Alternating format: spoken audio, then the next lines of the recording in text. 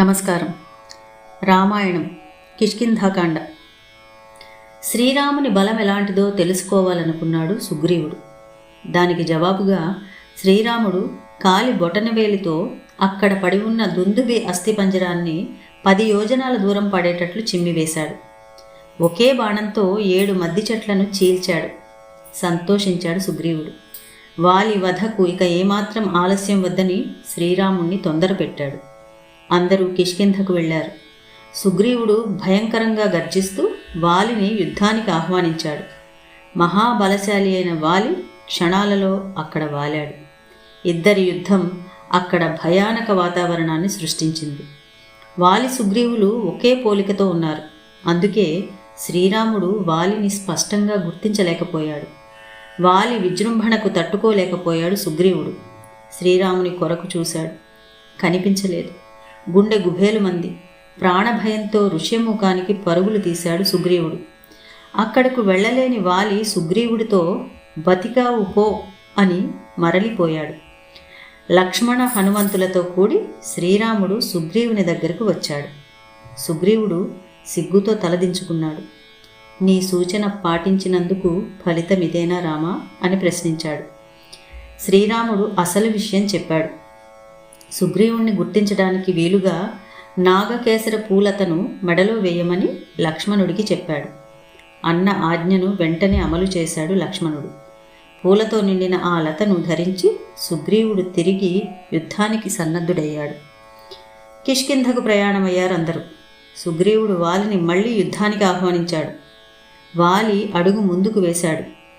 కానీ అతని భార్య తార అడ్డుపడింది. ఒకసారి ఓడిపోయి దెబ్బలు తిన్న సుగ్రీవుడు మళ్లీ ఆహ్వానించడం వెనుక ఏదో ఆంతర్యం ఉందని అభిప్రాయపడింది. సుగ్రీవుడికి శ్రీరాముడు అండగా ఉన్నాడన్న విషయాన్ని ప్రస్తావించింది. యుద్ధానికి వెళ్లడం క్షేమం కాదని వారించింది. తార మాటలను పెడచెవిని పెట్టాడు వాలి. యుద్ధ దిశగా అడుగులు వేశాడు. వాలి సుగ్రీవుల పోరు తీవ్రంగా సాగుతున్నది. రక్తం కారుతున్నా పట్టించుకునే స్థితిలో లేరు వాళ్ళిద్దరూ. మెల్లమెల్లగా సుగ్రీవుని శక్తి సన్నగిల్లుతున్నది. మాటిమాటికి దిక్కులు చూస్తున్నాడు. అతని ఆంతర్యం అర్థమైంది శ్రీరామునికి. విషసర్పంతో సమానమైన బాణాన్ని అతడు వాలి మీదకి వదిలాడు. అది క్షణాలలో వాలి వక్షస్థలంలో నాటుకున్నది. వాలి నేల మీదికి వాలిపోయాడు. స్పృహ కోల్పోయాడు. రక్తపు మడుగులో పడి ఉన్న వాలి కొంతసేపటికి తేరుకున్నాడు. రామలక్ష్మణులను చూశాడు. శ్రీరామునితో, ఉత్తముడని పేరు పొందిన నీవు ఇంత అధర్మంగా ఎందుకు ప్రవర్తించావు? నీకు నీ దేశానికి నేనెన్నడూ అపకారం చేయ తలపెట్టలేదు. అలాంటప్పుడు నన్నెందుకు చంపవలసి వచ్చింది? నిన్ను ఎదిరించి యుద్ధమే చేయలేదు. వేరొకరితో పోరుతున్నప్పుడు ఎందుకు దొంగ దెబ్బ తీశావని నిలదీశాడు. సీతాదేవి కొరకు సుగ్రీవుని ఆశ్రయించడం కన్నా తనని కోరి ఉంటే బావుండేదన్నాడు. ఒక్కరోజులో సీతాదేవిని తెచ్చి అప్పచెప్పేవాడినని పలికాడు. రావణుణ్ణి యుద్ధంలో బంధించి తెచ్చి ముందుంచేవాడినని తెలిపాడు.